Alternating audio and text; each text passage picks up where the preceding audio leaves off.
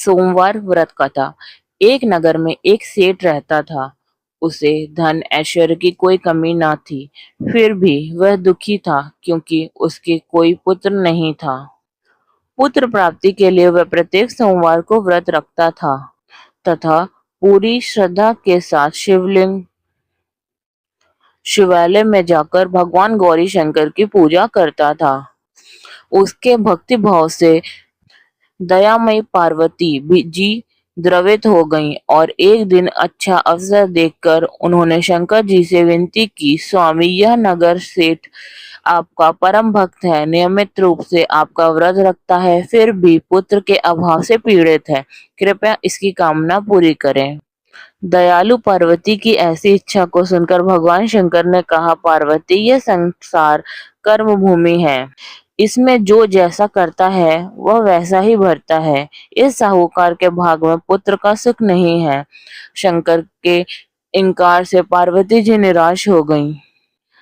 उन्होंने शंकर जी से तब तक आग्रह करना जारी रखा जब तक कि वे उस साहूकार को पुत्र सुख देने को तैयार न हो गए।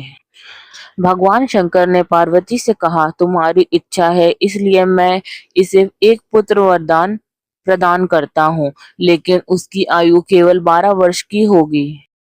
संयोग से नगर सेठ गौरी शंकर संवाद सुन रहा था। समय आने पर नगर सेठ को सर्व सुख संपन्न पुत्र रत्न की प्राप्ति हुई। सब और खुशियां मनाई गईं। नगर सेठ को बधाइयां दी गईं, लेकिन नगर सेठ की उदासी में कोई कमी नहीं आई, क्योंकि वह जानता था कि यह पुत्र केवल 12 वर्ष के लिए ही प्राप्त हुआ है। उसके बाद काल इसे मुझसे छीन लेगा। इतने पर भी सेठ ने सोमवार का व्रत और गौरी शंकर का पूजन हवन यथाविधि पहले की तरह ही जारी रखा। जब बालक 11 वर्ष का हो गया तो वह पूर्ण युवा जैसा लगने लगा। फलतः सभी चाहने लगे कि उसका विवाह कर दिया जाए। नगर सेठानी का भी यही आग्रह था, किंतु नगर सेठ पुत्र के विवाह को तैयार नहीं हुआ। उसने अपने साले को बुलवाया कर आदेश दिया कि वह पर्याप्त धन लेकर पुत्र सहित काशी के लिए कूच करे और रास्ते में भजन तथा दान दक्षिणा देते हुए काशी पहुंचकर सर्व विधि विद्या में पूर्ण बनने का प्रयास करे। मामा भांजे काशी के लिए रवाना हुए। हर पड़ाव पर वे यज्ञ करते, ब्राह्मणों को भोजन कराते और दान दक्षिणा देकर दीनहीनों को संतुष्ट करते। इसी प्रकार वह काशी की ओर और बढ़ रहे थे कि एक नगर में उनका पड़वा पड़ा था और उस दिन उस नगर के राजा की कन्या का विवाह था। बारात आ चुकी थी, किंतु वर पक्ष वाले भयभीत थे क्योंकि उनका वर एक आंख से काना था। उन्होंने एक सुंदर युवक की आवश्यकता थी। गुप्तचरों से राजा को जब सेठ के पुत्र के रूप गुण की चर्चा का पता लगा तो उन्होंने विवाह के लिए होने तक लड़के यदि दूल्हा बना रहेगा तो वे उन दोनों को बहुत धन देंगे और उनका एहसान भी मानेंगे। नगर सेठ का लड़का इस बात के लिए राजी हो गया। कन्या पक्ष के लोगों ने राजा की पुत्री के भाग्य की बहुत सराहना की कि उसे इतना सुंदर वर मिला।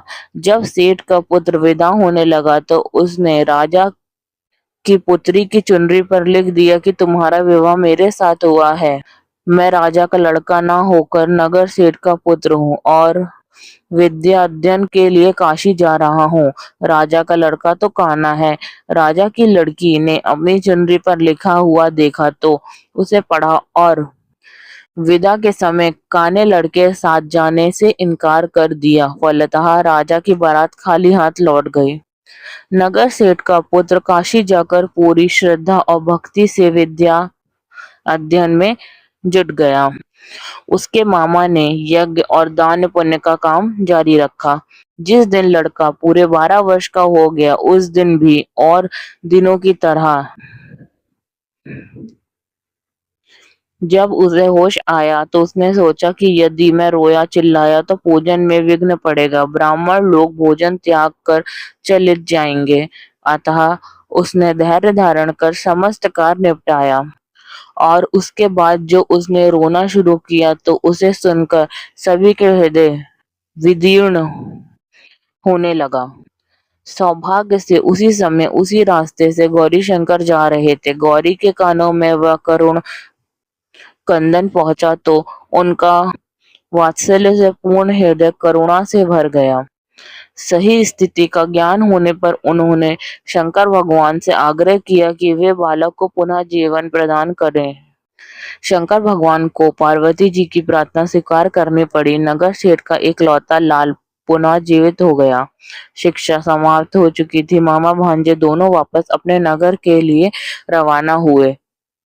रास्ते में पहले की तरह दान दक्षिणा देते हुए उस नगरी तक पहुंचे जहां राजा की कन्या के साथ लड़के का विवाह हुआ था। तो ससुर ने लड़के को पहचान लिया, अत्यंत आदर सत्कार के साथ उसे महल ले आया। शुभ मुहूर्त निकाला, कन्या और जमाता को पूर्ण दहेज के साथ विदा किया।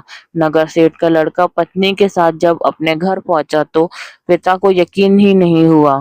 लड़के के माता पिता अपने हवेली की छत पर चढ़े बैठे थे। उनकी प्रतिज्ञा थी कि वहां से तभी उतरेंगे जब उनका लड़का स्वयं अपने हाथों से उन्हें नीचे उतारेगा, वरना वह ऊपर से ही छलांग लगाकर आत्महत्या कर देंगे। पुत्र अपनी पत्नी के साथ हवेली की छत पर आया। जाकर माँ बाप को सपत्नीक चरण स्पर्श किए। पुत्र और पुत्र वधू को देखकर नगर सेठ और सेठानी को अत्यंत हर्ष हुआ। सबने मिलकर उत्सव मनाया।